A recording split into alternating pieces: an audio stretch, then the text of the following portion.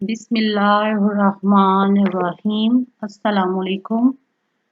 University education Lahore honours special education 6 semester तीसरा unit हम शुरू कर चुके हैं। तीसरे यूनिट का उन्वान है असनाफ़े नसर का मुताला। आज का हमारा मौजू दास्तान है बागो बहार के हवाले से। मैं आपकी कोर्स इंस्ट्रक्टर मैमूना रियाज। आज के इस लेक्चर में असनाफ़े नज़्म व नसर में फ़र्क करना बताया जाएगा। उसके अलावा दास्तान की जामिया अंदाज में वजाहत की जाएगी। दास्तान के लुग़वी और इस्तिलाही मायने बयान किए जाएंगे। दास्तान के अज्जा को तफसील के साथ अलग अलग बयान करते हुए बागो बहार पर रोशनी डाली जाएगी।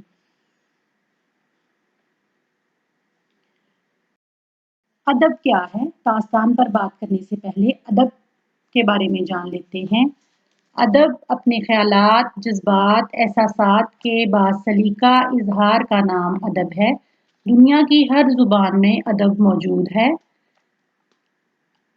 असनाफ़े नज़्म नसर अदब के दो बड़े मैदान हैं। दुनिया भर के अदीबों और नाकिदों ने इस लफ्ज़ की हदूदो क़यूद मुकर्रर करने और इस लफ्ज़ का मफ़हूम मुतय्यन करने के सिलसिले में बेशुमार काविशें की हैं। इसकी आसान तारीफ़ ये है कि अपने ख़यालातो, एहसासात और अफ़कार का बासलीका इज़हार अदब है। जिस तरह कायनात में इंसानों की दो बड़ी किस्में हैं, मर्द और औरत, इसी तरह दुनिया भर का अदब दो हिस्सों में तकसीम है, नसर और नज़्म। नज़्म को कलाज़्म मौज़ू कहा जाता है, यानी इसमें इस्तेमाल होने वाले अल्फाज, मुहावरात, तराकीब, इस्तिलाहात मौजू तरीके से खास सांचे या आहंग में डले डलाए होते हैं। जबकि नसर में अल्फाज मानवियत के हामिल तो होते हैं, लेकिन वो किसी खास वजन, आहंग या बहर के पाबंद नहीं होते।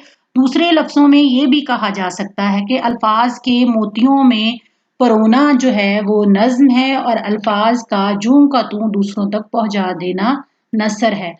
नज्म और नसर को हम दो हिस्सों में तकसीम कर सकते हैं। नज्म की डिवीजन मौज़ूई और हैती एतबार से हो सकती है। नसर की डिवीजन अफसानवी अदब और गैर अफसानवी अदब के एतबार से हो सकती है। नज्म वाले हिस्से में हम इंशाल्लाह नज्म की हैती और मौज़ूई तकसीम पर बात करेंगे। आज का हमारा मौजू नसर है। नसर में हमारा आज का टॉपिक दास्तान है, इसलिए अफसानवी अदब और गैर अफसानवी अदब पर बात कर लेते हैं। अफसानवी अदब क्या है? अफसानवी अदब अंग्रेजी जुबान के लफ्ज फिक्शन का तर्जुमा है। नसर अरबी जुबान का लफ्ज है जिसके मायने हैं परागंदा, बिखरा हुआ, मगर इस्तिलाह में अल्फाज का मईना ज़ाब्तों के तहत इस्तेमाल नज्म कहलाता है, जबकि उसके मुतजाद के तौर पर इस्तेमाल नसर कहलाता है। जिस तरह हमने असनाफ़े नज्म को मौजू और हैत के एतबार से दो हिस्सों में तकसीम किया है, इसी तरह हम नसर को भी मिजाज के एतबार से दो हिस्सों में तकसीम कर सकते हैं, अफसानवी अदब और गैर अफसानवी अदब।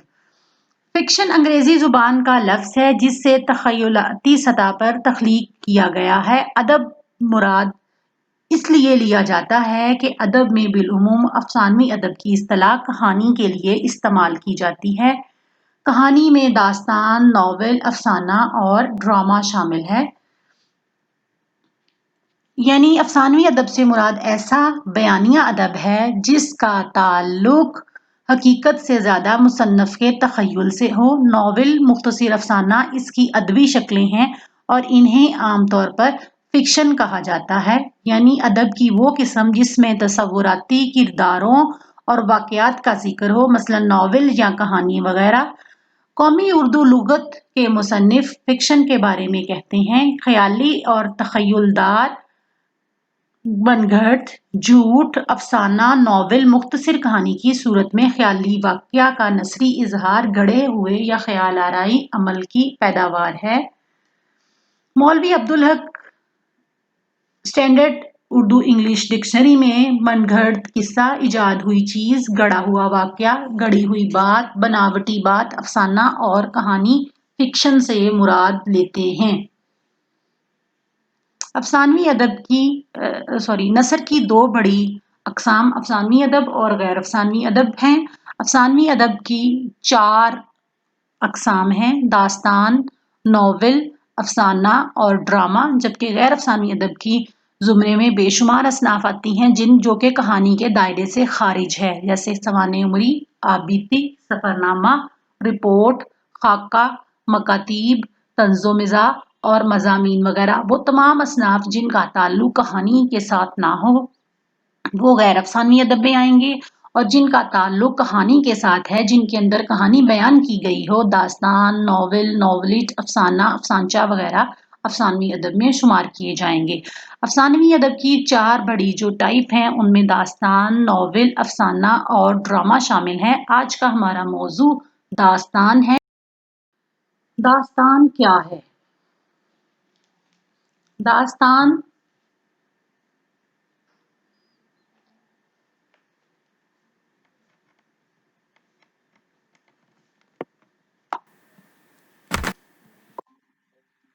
ابوالعلاء حفیظ صدیقی: داستان کسی مثالی اور خیالی دنیا کی وہ کہانی ہے جو مہم جوئی اور سحر و طلسم جیسے غیر معمولی عناصر پر مشتمل ہو اور مصنف کے آزاد اور زرخیز تخیل کی تخلیق ہو۔ یوں داستان ایک فرضی قصے کا نام ہے جس کی فضا طلسماتی، رومانوی اور تصوراتی ہوتی ہے۔ یوں ہم کہہ سکتے ہیں کہ داستان کہنے کی چیز ہے، کہنے کی چیز کو کہانی کہتے ہیں۔ کہانی کے مترادف لفظ قصہ یا حکایت ہے اور داستان کہانی کی قدیم ترین قسم ہے۔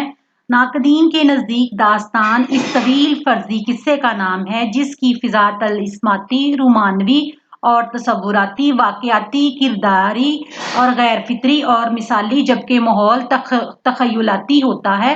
اس میں قدم قدم پر جنوں، پریوں، اڑن کھٹولوں، جادوئی قالینوں اور دیگر مافوق الفطرت عناصر سے واسطہ پڑتا ہے۔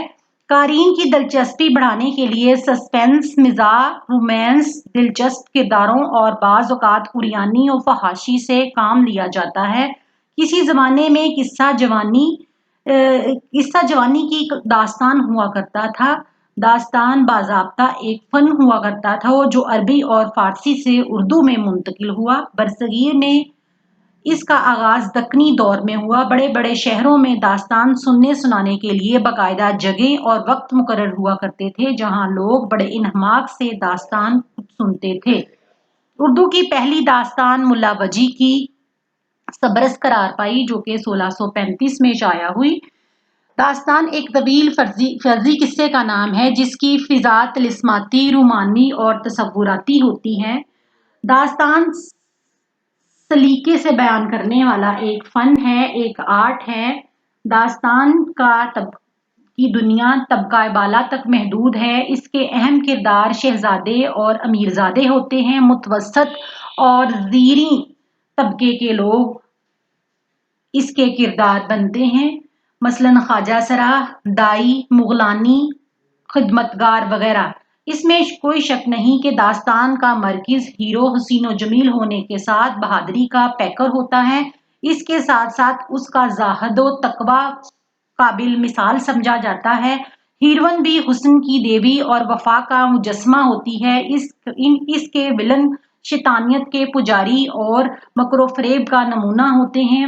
فریقین کی اچھی یا بری خصوصیت دائمی حیثیت رکھتی ہے۔ یہیں ایک داستان زندگی کے حقائق سے ناآشنا نظر آتی ہے۔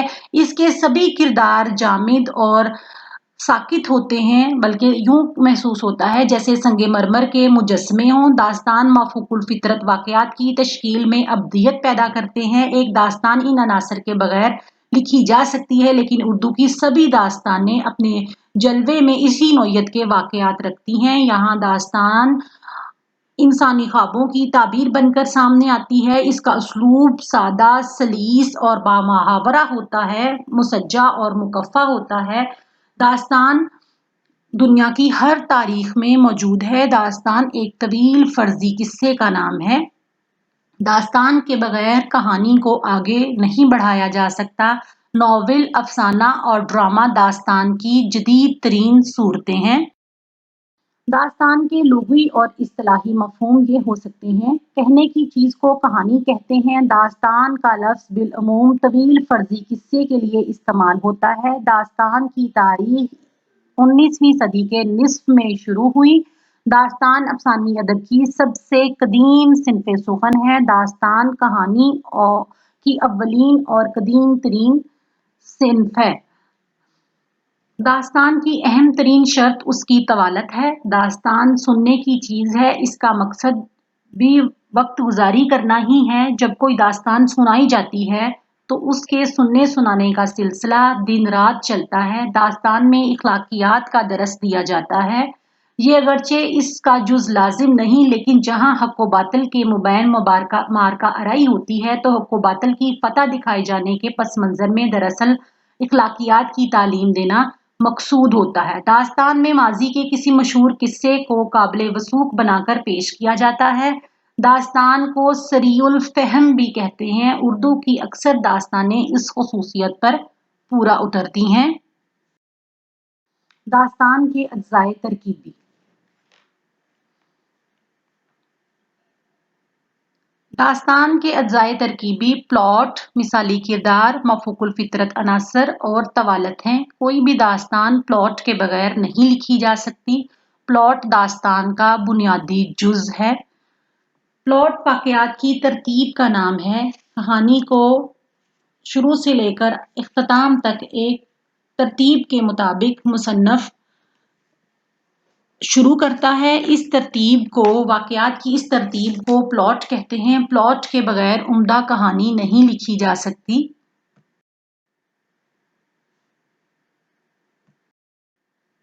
दास्तान गो किस्से का वक़ूअ के लिए दूर दराज की किसी सरज़मीन, दूर के किसी ज़माने का इंतख़ाब करता है। मकसद यही होता है कि सामे या कारी शुरू ही से ऐसी दुनिया और ऐसे ज़माने को तसव्वुर कर ले जो हमारी मौजूदा दुनिया से बिल्कुल मुख्तलिफ है। इसी तरह दास्तान के अंदर मिसाली किरदार होते हैं।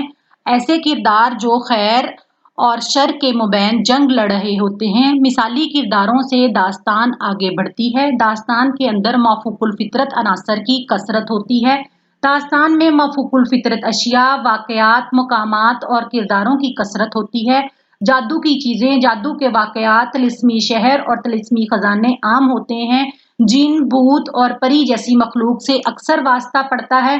इल्लत और मालूल का रिश्ता कदम कदम पर टूटा है। आदमी बंदर बन जाता है। बंदर नस्तालीक जुबान में गुफ्तगू करता है। आदमी पत्थर के मुजस्मे में तब्दील हो जाता है और अपने निजात दहिंदा का इंतजार करता है।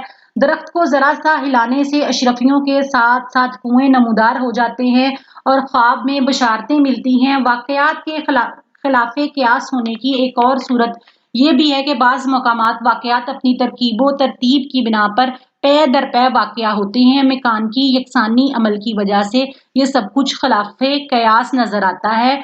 जैसे फसाना अजायब में यमन का बादशाह ऐन उस वक्त नए शहर की फसील के पास पहुंचता है जब बाज उड़ाया जा चुका था। बाज इत्तफाक से उसी के सर पर बैठता है। हुस्ने इत्तफाक से उन दोनों के बेटे ऐन वक्त पर मौत के मुंह से बचा लेते हैं। शहजादों को मौत के मुंह से निकाल कर ले जाने वाले दोनों अशखास इत्तफाक से लाउलाद होते हैं, इसीलिए वो शहजादों को अपने बेटे बना लेते हैं। मतलब नावल और अफसाने के बरक्स बे दर पे ख्याला ऐसे वाक़यात का आना जो है वो दास्तान का खासा बन जाता है। तवालत दास्तान के अंदर ऐसे उमरा और सलातीन की कही गई बातें लिखी जाती हैं जिनका वक्त नहीं कटता था। इस वक्त जिंदगी की तेज रफ्तारी को बयान करने के लिए तवालत का सहारा लिया गया। आम लोगों के पास भी फुर्सत का वक्त वाफिर होता था, इसलिए दास्तान गो कोशिश करता है कि कहानी फैलती जाए। इस मकसद के लिए वो किस्सा दर किस्सा की तकनीक भी इस्तेमाल करता है और दास्तान को तूल देता चला जाता है।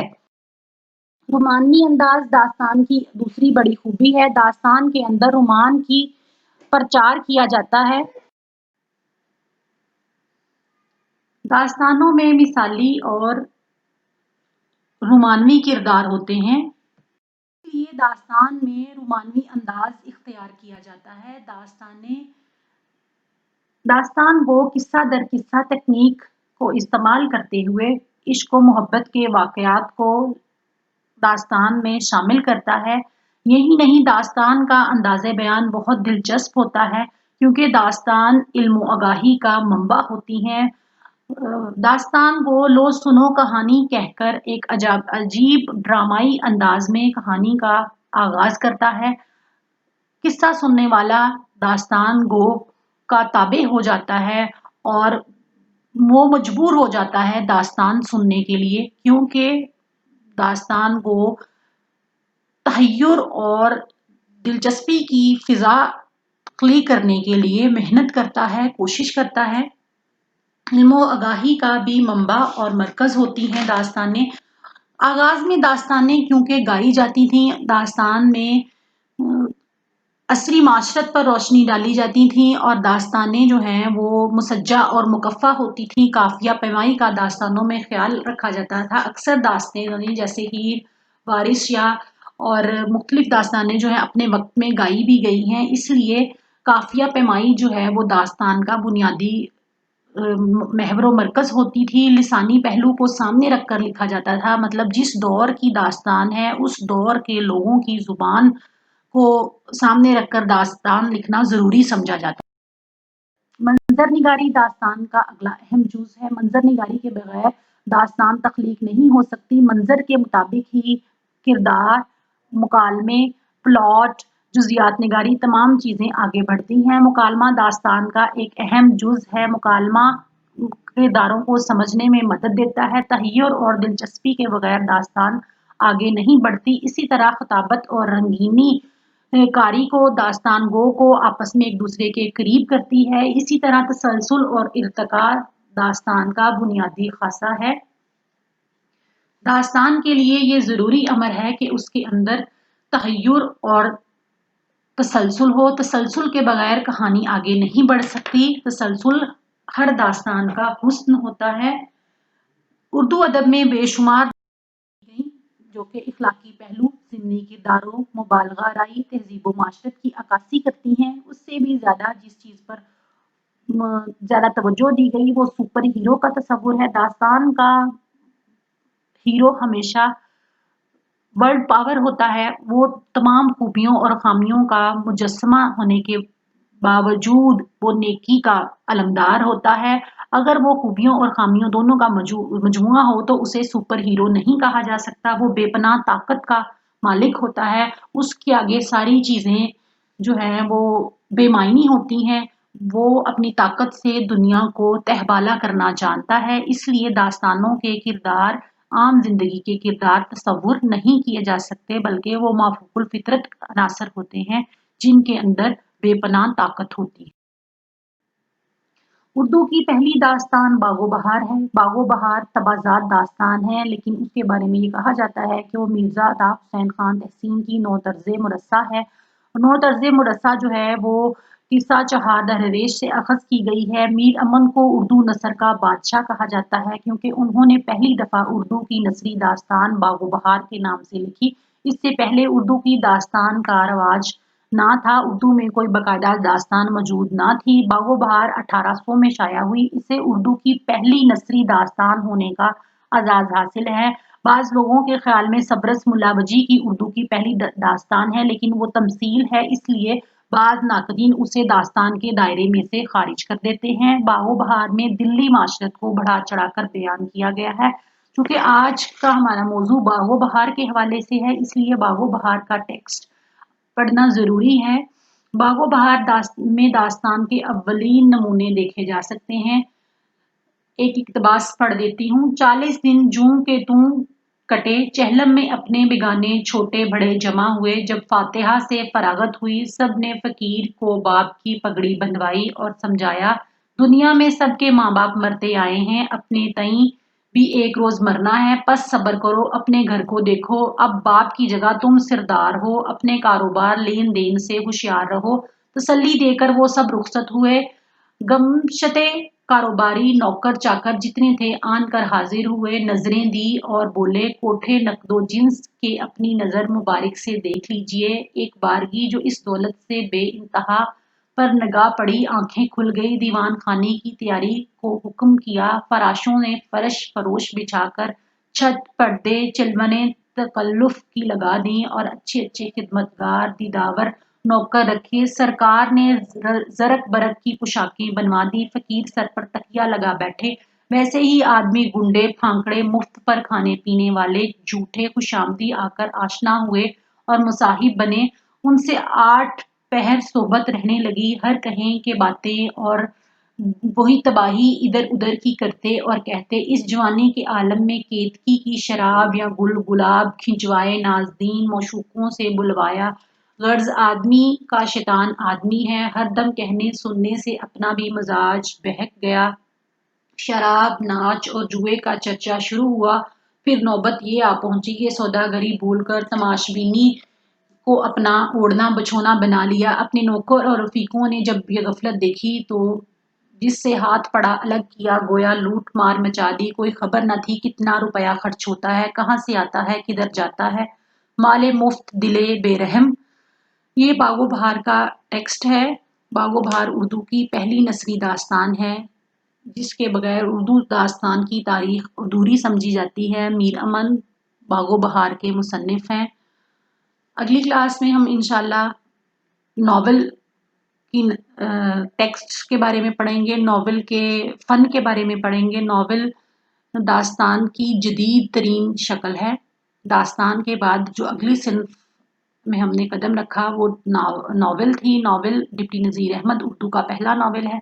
जितने भी असनाफ हैं हम उन असनाफ को उनके पहले पहले मुसन्नफ की पहचान के हवाले से भी देखेंगे। असनाफ़ी अदब रफ़ीउद्दीन हाशमी की अहम किताब है, जिसमें असनाफ पर मौजूद तमाम डिटेल है। असनाफ़ नज़्म व नसर अशफाक़ अहमद बरक की है, इससे भी रहनुमाई हासिल की जा सकती है। अल्लाह हाफ़िज़, शुक्रिया।